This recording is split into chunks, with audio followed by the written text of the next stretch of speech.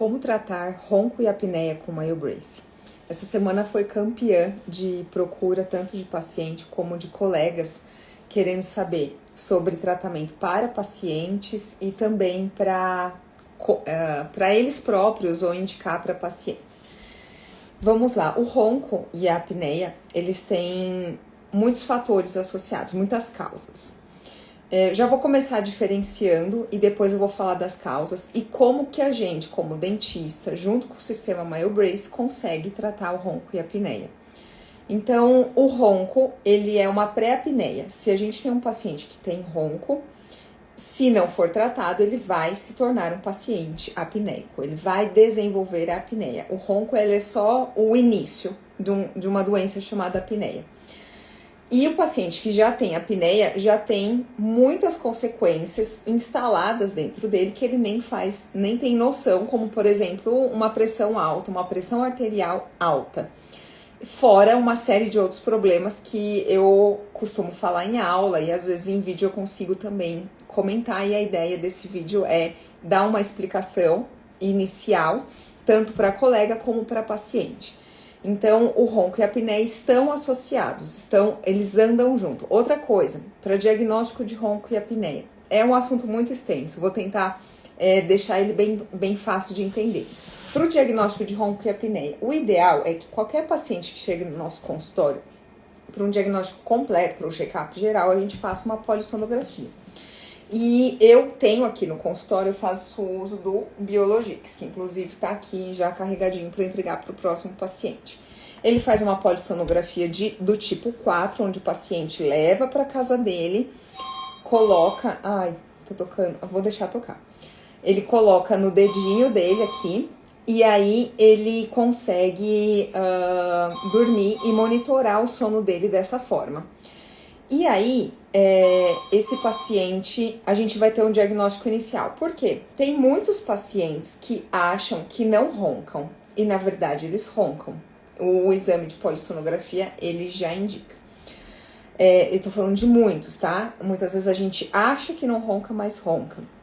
E o mais grave que eu percebi nesses últimos tempos, que pacientes que acham que não tem apneia, que apenas tem um ronco, já tem apneia, e pacientes que acham que tem apneia não tem noção que já tem uma apneia bem desenvolvida, em estado avançado, muitas vezes do médio para o grave ou em níveis acima do grave.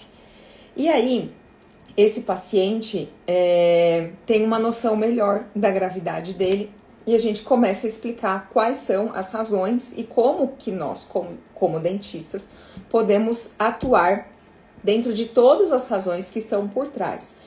Então, começando pelas razões que nós podemos atuar, seriam razões voltadas a resultados que estão tanto nos tecidos moles como nos tecidos duros. Então, tecido duro, referindo a formato das arcadas, das bases ósseas, maxila e mandíbula, posicionamento dessas arcadas, se a gente tem uma retrusão maxilar ou uma retrusão mandibular, independente se é uma ou outra ou as duas, elas vão fazer com que os tecidos moles, a musculatura que está aí ao redor, seja prejudicada ou seja retroposicionada. Então, quando a gente tem uma retrusão ou um subdesenvolvimento de maxila e mandíbula associado ou não, ou apenas de uma dessas bases, a gente vai ter a língua e todas as estruturas moles aqui jogadas para trás. E isso faz com que o paciente sufoque. Por mais que possa parecer exagerado falar que ele está sufocado, eu me refiro a diminuir a passagem de ar durante a respiração. Então, esse paciente tem uma diminuição do fluxo do ar inspirado e, consequentemente, uma troca gasosa dos gases oxigênio e gás carbônico também alterada. Com isso, uma série de efeitos fisiológicos e metabólicos no corpo que na grande maioria das vezes, os pacientes e os profissionais não têm noção que está associado.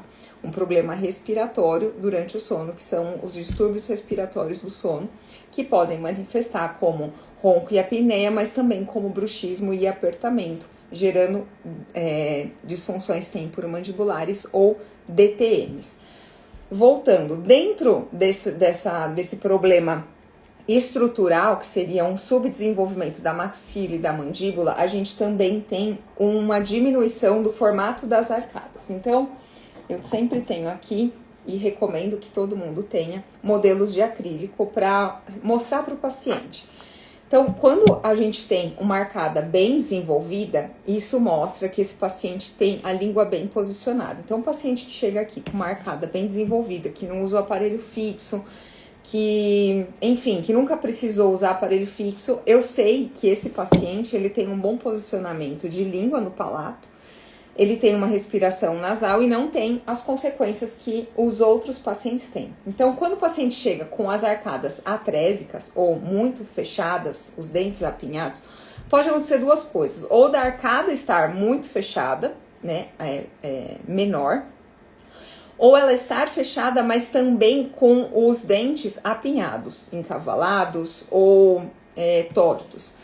Isso mostra para mim que a língua não está aqui fazendo o papel dela de manter tanto esse diâmetro, esse perímetro do arco, quanto o alinhamento dentário.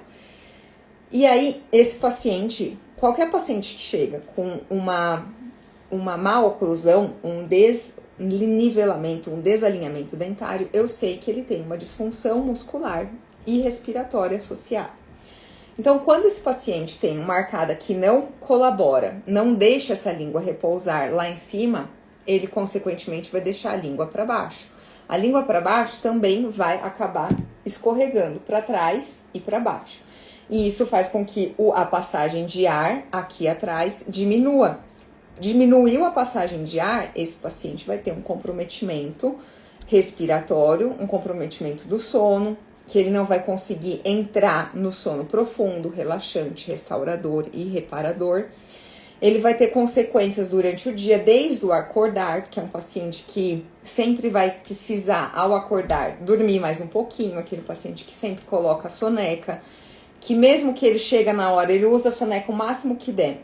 Chega a hora que ele precisa levantar, ele não está disposto, porque ele sente necessidade de dormir mais, de descansar mais, porque o sono não entrou, não chegou no estágio profundo, então não foi um sono relaxante, reparador e restaurador, muito menos regenerador. Isso falando em qualquer idade. Então, crianças ou adultos que muitas vezes são caracterizados como pessoas que, fulano de tal acorda de mau humor, ele é assim mesmo pela manhã. Será que é realmente uma característica de personalidade? Ou será que ele não acorda bem, não dorme bem há muitos anos, ou dias, ou que seja?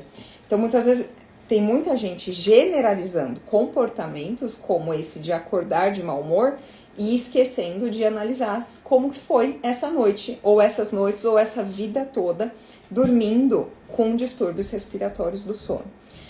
E, então, a gente já viu que as estruturas duras, as estruturas ósseas, o tecido duro, ele vai limitar também o posicionamento do tecido mole, que é a língua e toda a musculatura.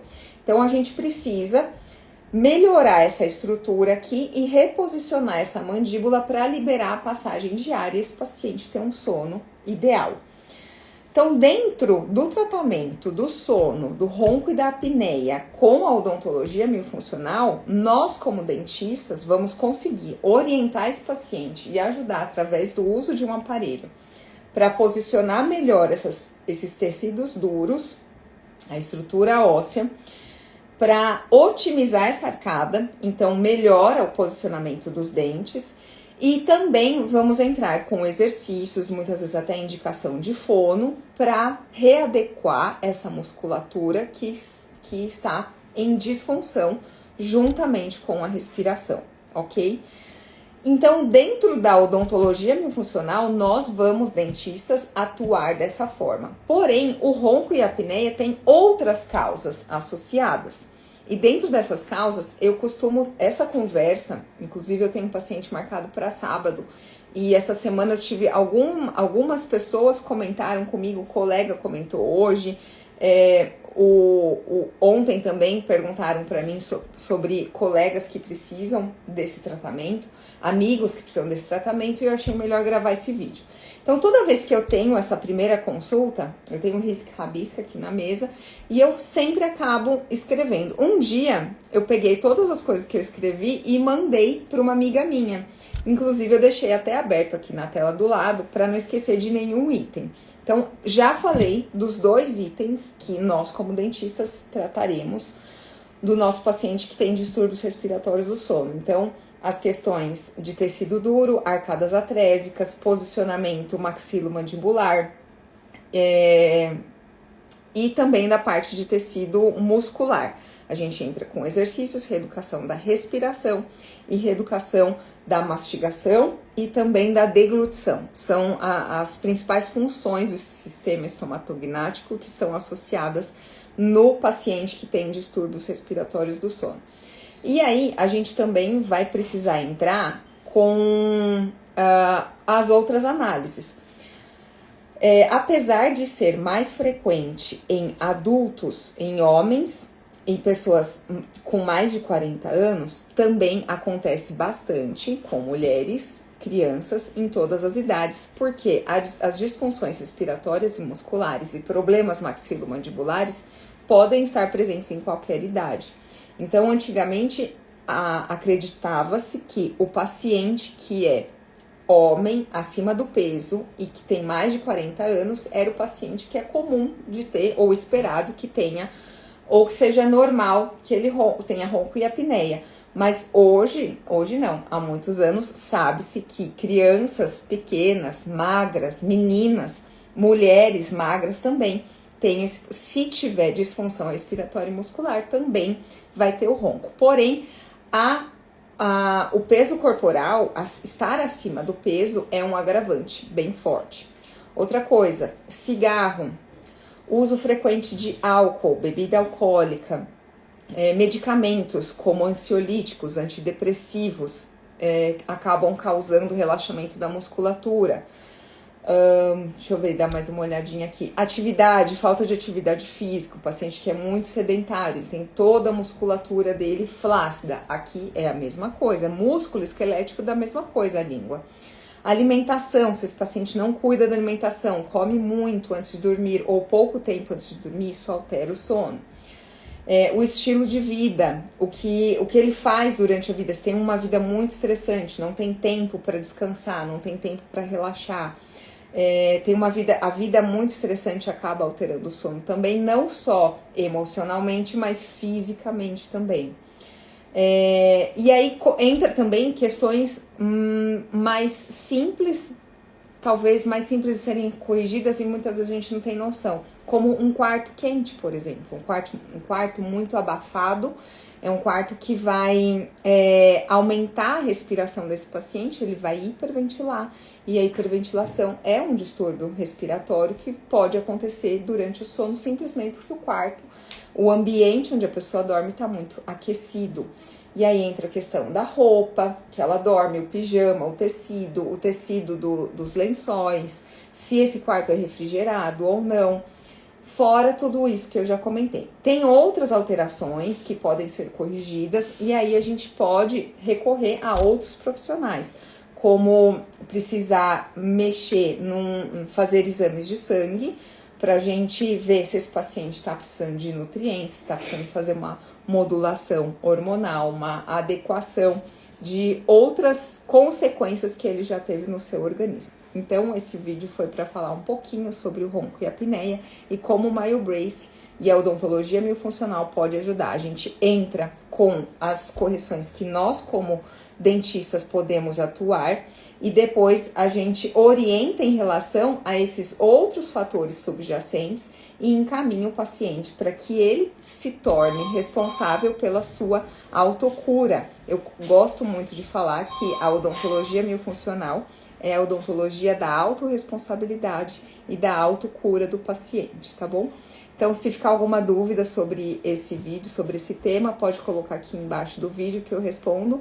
Um abraço para todo mundo, deixo correr para atender meus pacientes e até o próximo vídeo.